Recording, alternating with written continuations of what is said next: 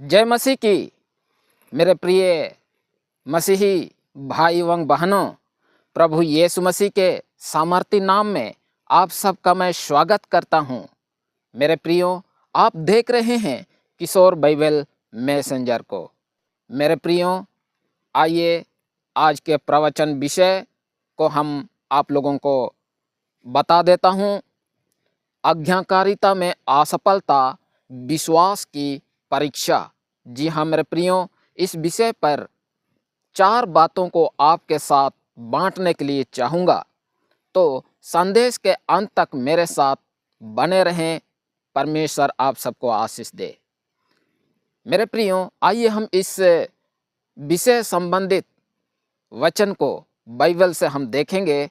गिनती की पुस्तक 20 अध्याय 1 से 11 पद।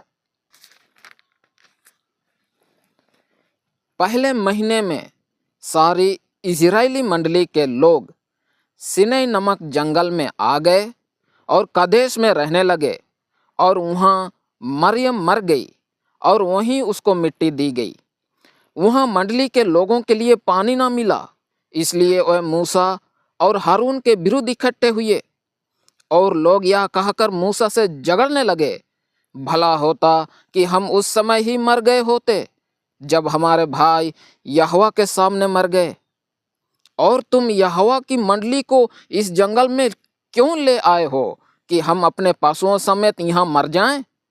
और तुमने हमको मिस्र से क्यों निकालकर इस बुरे स्थान में पहुंचाया है? वहाँ तो बीज या अंजीर या धकलता या अनार कुछ नहीं है, यहाँ तक कि पीने को कुछ पानी भी नहीं है। तब मूसा और हारून मंडली के सामने से मिलाप वाले तंबू के द्वार पर जाकर अपने मुंह के बल गिरे, और यहोवा का तेज उनको दिखाई दिया। तब यहोवा ने मूसा से कहा, उस लाठी को ले और तू अपने भाई हारून समेत मंडली को इकट्ठा करके उनके देखते उस चट्टान से बातें कर, तब वह अपना जल देगी। इस प्रकार से तू चट्टान में से उनके लिए जल निकालकर मंडली के लोगों और उनके पशुओं को पिला। यहोवा की इस आज्ञा के अनुसार मूसा ने उसके सामने से लाठी को ले लिया। मूसा और हारून ने मंडली को उस चट्टान के सामने इकट्ठा किया। तब मूसा ने उससे कहा, हे दंगा करने वालों, सुनो, क्या हमको इस चट्टान में से तुम्हारे लिए जल निकालना होगा? तब मूसा ने हाथ उठाकर लाठी चट्टान पर 2 बार मारी, और उसमें से बहुत पानी फूट निकला, और मंडली के लोग अपने पशुओं समेत पीने लगे। जी हाँ मेरे प्रियो, इस वचन के द्वारा परमेश्वर आपसे बातें करे। आइए हम इन बातों को बारीकी से देखेंगे। मेरे प्रियो, इन पदों का मुख्य मूल पाठ हम देखेंगे।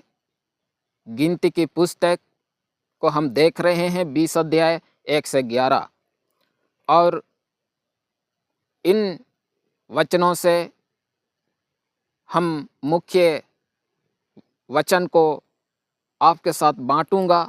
8 और 11 पद। उस लाठी को ले और तो अपनी भाई हारून समेत मंडली को इकट्ठा करके उनके देखते उस चट्टान से बातें कर, तब वह अपना जल देगी। इस प्रकार से तू चट्टान में से उनके लिए जल निकाल कर मंडली के लोगों और उनके पशुओं को पिला।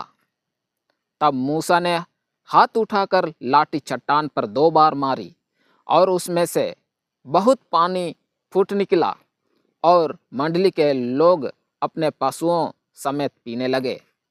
जी हाँ मेरे प्रियो, गिनती 20 अध्याय का यह प्रसंग एक अत्यंत मार्मिक और शिक्षाप्रद घटना है। मेरे प्रियो, यह वह समय है जब इजराइल की प्रजा वादा किए हुए देश की सीमा पर पहुंच चुकी थी, परंतु फिर भी उनके अविश्वास और शिकायतें समाप्त नहीं हुई थी। मूसा जो अब तक परमेश्वर का आज्ञाकारी सेवक रहा था, इस क्षण में अपने क्रोध और अधीरता में चूक गया। इस एक गलती के कारण उसे प्रतिज्ञा किए हुए देश में प्रवेश नहीं मिला। मेरे प्रियो, यह कहानी हमें आज भी सिखाती है कि परमेश्वर का कार्य केवल परमेश्वर के मार्ग से ही करना चाहिए। सनातन चट्टान प्रभु यीशु मसीह की जय हो। मेरे प्रियो, आइए हम मुख्य बिंदु को हम देखेंगे। पहला पॉइंट, संकट का समय, विश्वास की परीक्षा। मेरे प्रियो, वहाँ मंडली के लोगों के लिए पानी न मिला। इजरायली लोग बार बार संकट में शिकायत करते रहे। उन्होंने अपने अतीत मिस्र को याद किया, लेकिन परमेश्वर की प्रतिज्ञा को नहीं। जब जीवन में कठिनाइयाँ आती हैं, तब हमारा विश्वास परखा जाता है।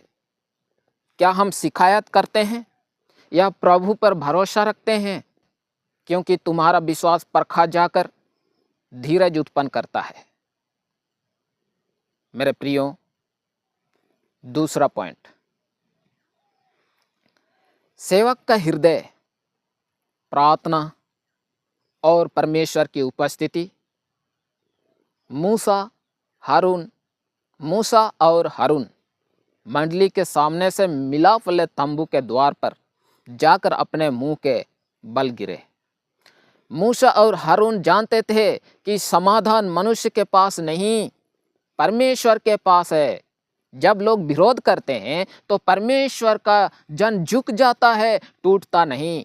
परमेश्वर ने समाधान दिया, चट्टान से बातें कर। मेरे प्रियो, परमेश्वर की आज्ञा हमेशा अस्पष्ट होती है।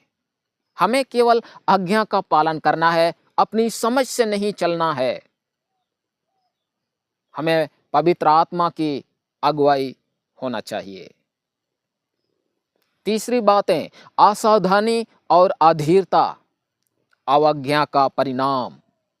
मेरे प्रियो, मूसा ने हाथ उठाकर लाठी चट्टान पर 2 बार मारी। परमेश्वर ने कहा था बातें कर, पर मूसा ने मारा। उसने लोगों से कहा, क्या हम तुम्हारे लिए जल निकालें? यहाँ वह परमेश्वर की महिमा अपने ऊपर ले लेता है। पानी तो आया, परंतु परमेश्वर अप्रसन्न हुआ। मेरे प्रियो, हम इससे यही सीखते हैं, कभी कभी परिणाम तो अच्छे दिखते हैं, पानी निकलता है, पर अगर तरीका गलत है तो परमेश्वर प्रसन्न नहीं होता। मेरे प्रियो, चौथा पॉइंट, चट्टान मसीह का प्रतीक है। उस चट्टान से बातें कर। पहला कुरिन्थियों 10 अध्याय 4 पद। और सबने वही आत्मिक जल पिया, क्योंकि वह आत्मिक चट्टान से पीते थे जो उनके साथ थी, और वह चट्टान मसीह था।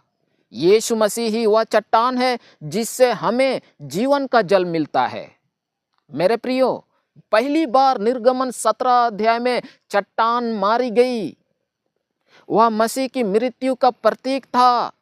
पर दूसरी बार केवल बात करनी थी, यह मसीह से विश्वास द्वारा प्राप्त अनुग्रह का प्रतीक था। मेरे प्रियो, मूसा की गलती उस आत्मिक सत्य को बिगाड़ देती है। हम संदेश के अंत में पहुंचे हैं और निष्कर्ष बोलकर आज के संदेश को यहीं मैं विराम दूंगा।